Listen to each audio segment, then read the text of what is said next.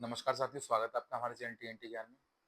आज हम बात करने जा रहे हैं दिल्ली सरकार के उस फैसले की जो सरकार की किरकिरी हुई, सरकार को वापसी लेना पड़ गया। सरकार ने दिल्ली में जो पेट्रोल और डीजल गाड़ियों पे बैन लगाया था, वो आदेश उसको वापसी लेना पड़ गया।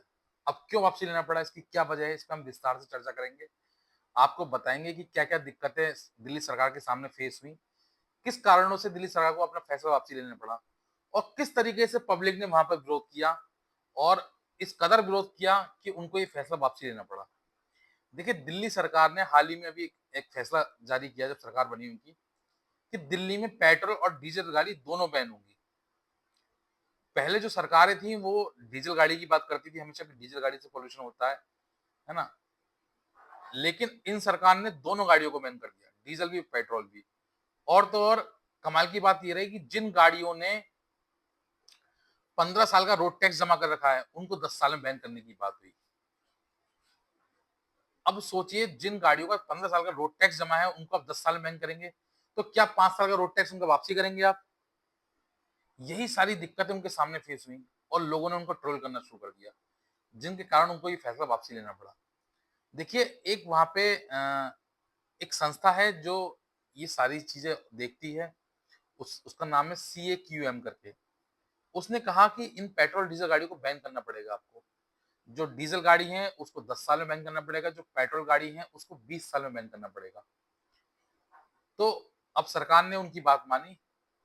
देखिए, ये जो CAQM है, इसका जो काम है, इसका काम है दिल्ली और NCR के जो एरिया हैं, दिल्ली से जुड़े हुए जो एरिया लगते हैं, जैसे दिल्ली में एक तरफ बॉर्डर लगता है हरियाणा, दूसरी तरफ लगता है यूपी, एक तरफ लगता है राजस्थान। तो ये जो दिल्ली का एनसीआर एरिया होता है, जो दिल्ली से बिल्कुल सटा हुआ है, इस पूरे क्षेत्र में और दिल्ली में वायु गुणवत्ता का काम करती है ये CAQM।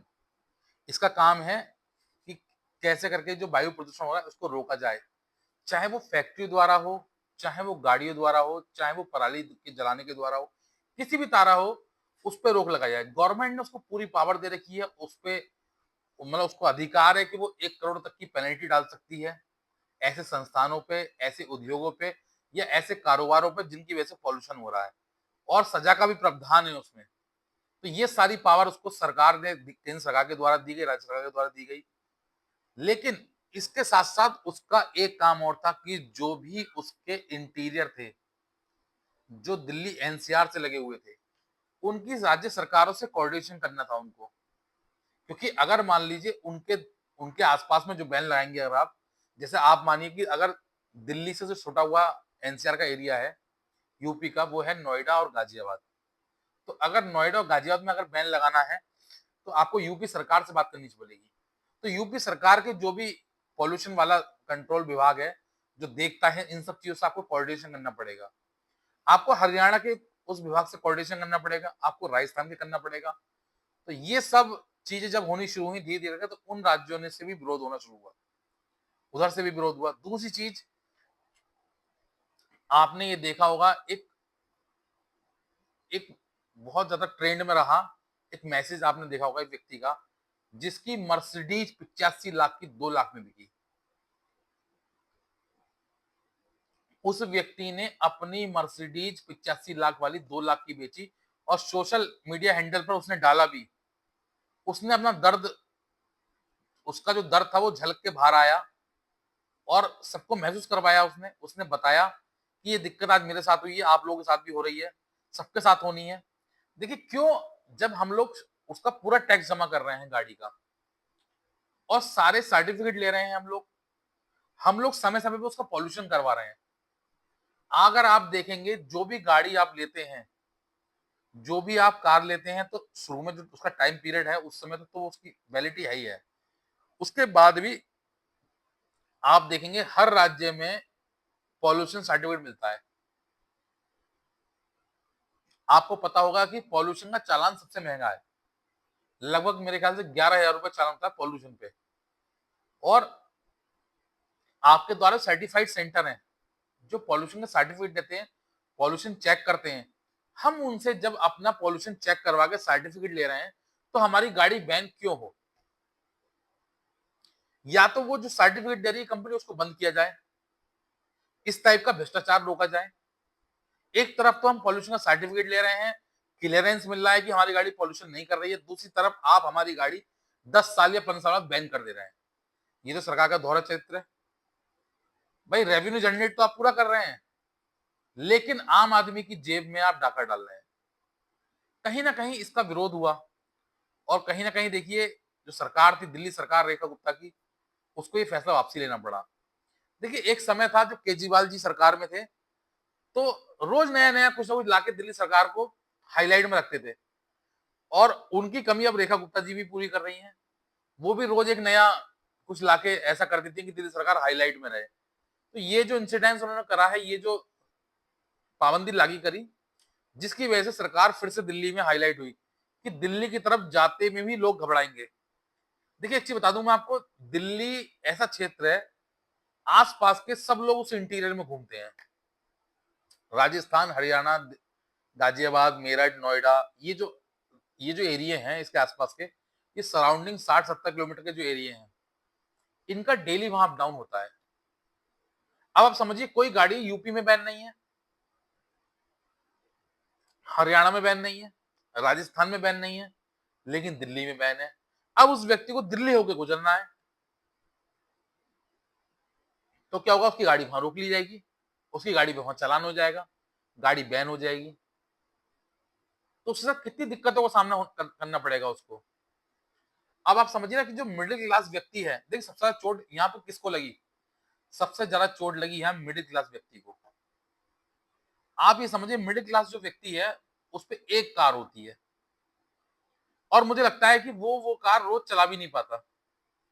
भाई वो जॉब वाला व्यक्ति है, ऑफिस वो रोज कार से जाएगा नहीं मिडिल क्लास, ये तो अपर क्लास वाले कार से जाएंगे रोज। मिडिल क्लास व्यक्ति बेचारा ऑटो से जाएगा, रिक्शे से जाएगा, बस से जाएगा, या टू व्हीलर से जाएगा, कार से बहुत कम जाएंगे। हालांकि टू व्हीलर पे भी था, लेकिन मैं एक बात कर रहा हूँ नॉर्मल सी, उन पे टू व्हीलर तो आदमी फिर भी दो होते हैं, दूसरा बेच के ले भी सकता है, लेकिन कार का जो है व्यक्ति, मेरे ख्याल से एक बार व्यक्ति कार लेने के बाद उसे 15 से 20 साल चलाने की कोशिश करता है मिडिल क्लास, उसको मेंटेन करके रखता है। क्यों? क्योंकि उसको पता है कि वो इतनी जल्दी दूसरी कार नहीं ले पाएगा। लेकिन सरकार ने क्या करा, सरकार ने उसको जबरदस्ती जबरन उसको बैन कर दिया। और देखिए इसका कहीं ना कहीं विरोध भी होना शुरू हुआ कि ये किसके दबाव में आके सरकार ऐसा कर रही है। क्या सरकार ने कार कंपनियों से कोई साठगांठ कर ली है? क्या सरकार कार कंपनियों के ही दबाव में आके ये काम कर रही है? क्योंकि कारें जल्दी बैन होंगी तो कारें नहीं बिकेंगी, नई कार आएंगी मार्केट में। लेकिन कभी सरकार ने उन आम आदमी के हितों का भी ख्याल रखा कि वो आम आदमी कहां से पैसा लाएगा? 10 लाख की कार उसे 1 लाख में बेचनी पड़ रही है इंटीरियर में, 1 लाख में, 1.5 लाख में बेचनी पड़े, 85-85 लाख की कार है 2-2 लाख में, 2.5 लाख में बिक रही है। तो उन लोगों का क्या होगा? क्या सरकार उनके हितों के लिए काम नहीं करेगी? ये सरकार का सिर्फ एक ही चरित्र कि वो सिर्फ कॉर्पोरेट के लिए काम करेगी, सिर्फ और सिर्फ उन्हीं घरानों के लिए काम करेगी जो आपको कारोबार दे रहे हैं। आम आदमी का कोई हित नहीं है। आम आदमी की मेहनत की गाड़ी कमाई कैसे आप उनके हितों के लिए ऐसे गवा देंगे? तो ये सारा जब विरोध होना शुरू हुआ, सोशल मीडिया हैंडल से लेके जमीनी स्तर से लेके और आसमान तक ये विरोध शुरू हुआ, तो उनको अपना आदेश वापसी लेना पड़ा, और उनको सीएक्यूएम से कहना पड़ा कि हम आपका आदेश अमल में नहीं ला पाएंगे, इसका बहुत ज्यादा विरोध हो रहा है और हम ऐसा नहीं कर पाएंगे। तो देखिए उनकी बात गलत भी नहीं थी, क्योंकि आप मुझे बताइए अगर पॉल्यूशन की बात आती है, तो मुझे लगता है कि शायद 20 से 25%, मतलब 20 से 25% पॉल्यूशन जो है वो गाड़ियों की वजह से हो रहा है। 20 से 25%। तो क्यों ना हमारी कोशिश पहले ये हो कि हम 75% जो है पॉल्यूशन की जिनकी वजह है उनको रोका जाए। आप फैक्ट्री से जो पॉल्यूशन जारी हो रहा है उसको क्यों नहीं रोक लगाते? क्यों? क्योंकि वो कॉर्पोरेट घराने हैं, उनसे पैसा कमता है आपको। पहले आपको रोक लगाने की जरूरत है तो उन कारखानों पे, उन फैक्ट्रियों पे लगाने की जरूरत है जिनसे ज्यादा पॉल्यूशन हो रहा है, उनकी वजह से ज्यादा पॉल्यूशन हो रहा है। ऐसे से पॉल्यूशन वाले क्षेत्र हैं, ऐसे से मतलब उद्योग हैं जिनसे पूरे दिन पॉल्यूशन निकलता है, पूरे दिन। और सरकार की जानकारी में है वो सारी चीजें, लेकिन सरकार उनको रोक नहीं लगा पा रही, सरकार उन पे बैन नहीं लगा पा रही है। और क्या वजह है ये सब जानते हैं हम लोग। तो देखिए लेकिन सरकार को मिडिल क्लास के हितों का भी ध्यान रखना पड़ेगा। सरकार को ध्यान रखना पड़ेगा कि सरकार जो चलती है वो मिडिल क्लास के वोट से चलती है। ये कॉर्पोरेट हाउस जो है केवल फंडिंग करते हैं, वोट देने नहीं आते। वोट देने के लिए वही मिडिल क्लास आता है, वही लोअर तबका आता है जो सरकार को जी जान से सपोर्ट करता है। और अगर सरकार उसके खिलाफ इस तरह के एक्शन लेगी तो मुझे लगता है कहीं ना कहीं सरकार को इसका विरोध देखना पड़ेगा, विरोध झेलना पड़ेगा। और देखिए, बहुत सारे ऐसे वादे थे सरकार के, दिल्ली सरकार के, जो करके वो इसमें आई थी, लेकिन मुझे लगता है शायद ये उनको धीरे समझ में आएगा कि अगर आप पब्लिक का विरोध कर झेलेंगी तो आने वाले समय में आपको सत्ता से बेदखल होना पड़ेगा। और मुझे लगता है शायद इस समय की जो दिल्ली सरकार है, जो बीजेपी शासित राज्य है दिल्ली, वो कभी नहीं चाहेगा, क्योंकि काफी समय के बाद, मेरे ख्याल 20-25 साल के बाद ऐसा हुआ है कि वो सत्ता में आई है, तो वो कभी नहीं चाहेंगे कि किसी प्रकार से भी दिल्ली की सत्ता से बीजेपी बाहर हो। तो बीजेपी को भी समझना पड़ेगा, दिल्ली की सरकार को भी समझना पड़ेगा कि किस तरीके से वो मिडिल क्लास के दिलों पे राज कर सके, मिडिल क्लास के हितों के लिए काम कर सके, गरीब तबके को खुश कर सके। इसी चीज से सरकार चलेगी और इसी चीज से आपको वोट मिलेगा। तो देखिए, वोट के साथ साथ आपको मिडिल क्लास के हितों के लिए भी काम करना पड़ेगा। दूसरी चीज मैं आपको बता दूं, इन्होंने जब ये सब चीजें बैन लगाई तो इन्होंने जो चालान करने शुरू कर दिए, उसके लिए इन्होंने क्या करा, इन्होंने पेट्रोल पंप वालों को आदेश जारी करा कि आप जो है 10 साल और 15 साल वाली गाड़ियों को पेट्रोल और डीजल नहीं देंगे। अगर डीजल गाड़ी है तो उसको 10 साल के बाद का पेट्रोल नहीं देंगे, अगर पेट्रोल गाड़ी है तो उसको 15 साल के बाद आप नहीं देंगे। और इसके लिए आप कैसे चेक करेंगे, उसके लिए उन्होंने पेट्रोल पंप पे कैमरे लगा दिए। पहले जो नॉर्मल कैमरे लगे थे वो लगे थे, लेकिन अब एक अलग तरीके का कैमरा लगाया, डिजिटल कैमरा लगाया। वो गाड़ी का नंबर स्कैन करके पता लगा लेगा कि ये गाड़ी कितनी पुरानी है। और उसके बाद उन्होंने कहा, जब आपको पता चल जाएगा कि गाड़ी ये पुरानी है, इसको हमें डीजल नहीं देना है, तो आप वहां अनाउंस करेंगे। मतलब एक तरीके से आपने सुना होगा ना कि पुलिस जाके मुनादी करती है, जब किसी गैंगस्टर के या किसी ऐसे क्रिमिनल के घर जब पुलिस जाती है तो उसकी मुनादी करती है, तो ढोल ताशों के साथ उसका बैंड बाजा के साथ निकाला जाता है, तमाशा बनाया जाता है उसका। उसी तरीके से आप उसकी वहां बेइज्जती करेंगे पेट्रोल पंप पे कि आपकी गाड़ी पुरानी है, आपको पेट्रोल नहीं मिलेगा, निकलिए यहाँ से। और तो और आप पुलिस को अवगत कराएंगे कि ये गाड़ी पुरानी है, इसका चालान करें या इसका सीज कर दें, जो भी इसमें हो। तो पेट्रोल पंप मालिकों ने भी इसका विरोध किया कि हम ऐसा नहीं कर पाएंगे। अब जब इन सब चीजों चौतरफा विरोध हुआ तो उसकी वजह से सरकार को ये आदेश वापसी लेना पड़ा। सरकार ने इसके लिए पेनल्टी रखी। सरकार ने कहा कि अगर 2 पहिया वाहन है तो उसको 5,000 रुपए पेनल्टी, अगर 4 पहिया वाहन है तो उसको 10,000 रुपए पेनल्टी। देखिए, आपको मैं एक चीज बता दूं, ये जो आदेश पारित हुआ, इसकी वजह से लगभग मुझे लगता है 62 लाख लोग बिना व्हीकल के हो जाते, या तो वो बिना व्हीकल के हो जाते या फिर उनको नया व्हीकल लेना पड़ता। तो ये एक बहुत बड़ा नंबर था। इससे कॉर्पोरेट सेक्टर को तो बहुत फायदा होता, लेकिन समझिए 62 लाख लोगों का वोट, 62 लाख लोग, अगर एक घर में 5 लोग भी हैं तो 62 लाख की 5 से गुणा करिए आप, कितना बड़ा वोट बैंक सरकार का छिटक जाता, जिसको सरकार ने गंभीरता से लिया, समझा कि हाँ, ये हमारे खिलाफ जा सकता है, क्यों ना मुझे इस आदेश को वापसी लेना पड़े, और लिया। और मुझे लगता है शायद भविष्य में इस तरीके के आदेश पारित भी नहीं होने चाहिए।